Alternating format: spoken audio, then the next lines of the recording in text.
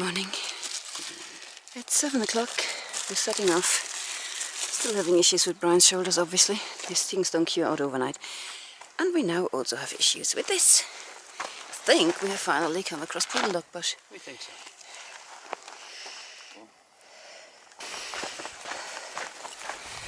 Invigorating climbing first thing in the morning. I think I said yesterday that we had reached the top of the climb. I meant to say the top of the first climb, obviously. We have another 700 feet to climb in the next 2 miles. But this is a really, so far, fingers crossed it stays like that, it's a really good gradient. Makes for halfway decent progress, even for injured people. So the top of the second climb, and we think we are at the top of the second climb now. It's a really pleasant little wooded area. It's got houses in it, but... I only took us half an hour. Yeah. Again, the gradient stayed really, really nice. There was a campsite a bit earlier over sort of on that hill, which was very nice. So, yeah. So far so good.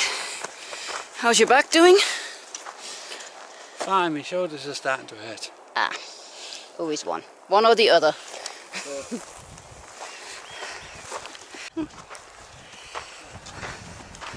View of things to come.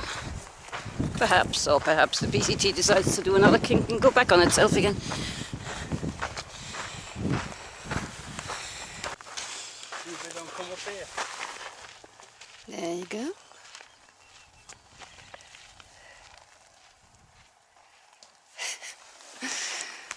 People are sweet, I must say. Goes through a lot of effort to let you know that they're there to help them. This is like, we're more or less by the Mill Creek fire station now.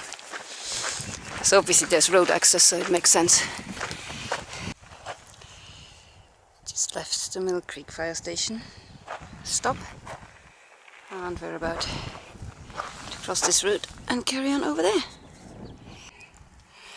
So we come over the hill from Mill Creek station, which was surprisingly hard going, because of course we once again set off at the hottest possible part of the day, and the going is all like this. Now imagine that uphill. All manner of fun. Still being chased by butterflies wherever we go.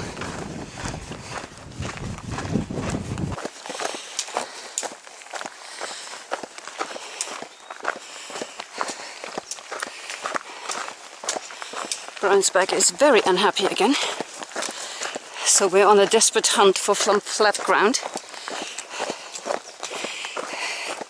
There should be some in about half a mile, and yeah, the sooner we get to Acton the better. This cannot carry on. Right, we found a spot, well, several spots actually. PCT is just up there, and we shall claim this little flat bit. We'll see whether we can squeeze the tent in. If not, then it'll be a cowboy camp. There's loads of spaces further on in this little labyrinth. There's another nice big one there, smaller ones here and there, so yeah, should be good.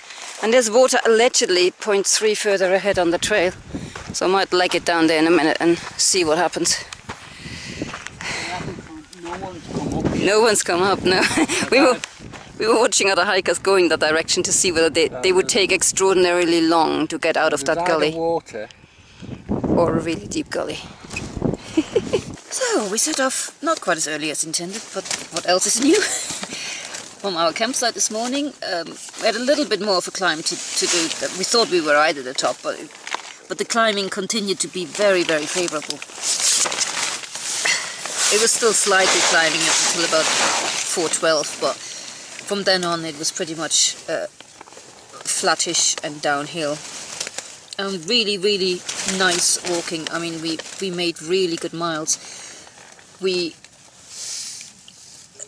only stopped once very briefly, and then eventually pulled up for a really early lunch at the Mill Creek fire station here at mile 418.6. And it took us about less than 4 hours to do those 8-point-something miles. And as I said, we had stopped a couple of times just to give Brian's shoulders a rest. They were doing really well until we set off from lunch again. We were fine. There was a hill to climb. We did that. Climbed it until there was a dirt road crossing, and we had to stop there for his back because it had gotten a bit on the bad side, and it just unfortunately didn't recover. So once again, our afternoon was spent crawling rather than hiking, trying to move as far as we could with his back being in bits. And we had by that time reached an area where we just couldn't pull over anywhere, you know what I mean? Stop anywhere, because it was all like, you know, hill on one side, drop on the other kind of thing. And we eventually made it to here, to 424.4, which is a nice figure, by about 4 o'clock. So it took us, like, you know, having spent the morning racing, we were crawling the afternoon. We took about 5 hours to do 4 miles or something stupid. I mean, it's just, this backpack has to go. It seems like that Brian's back starts kicking in at around after 12 miles. So we're working on that theory that we'll be working out a good place to stop tomorrow after 12 miles and see whether we need to stop. But yeah, it's fun and games. It'll all work out in the end. Once he's got a new backpack, he'll be racing up that trail. That's right, yeah? Once you've got a new backpack, you'll be racing up the trail. Talking to me?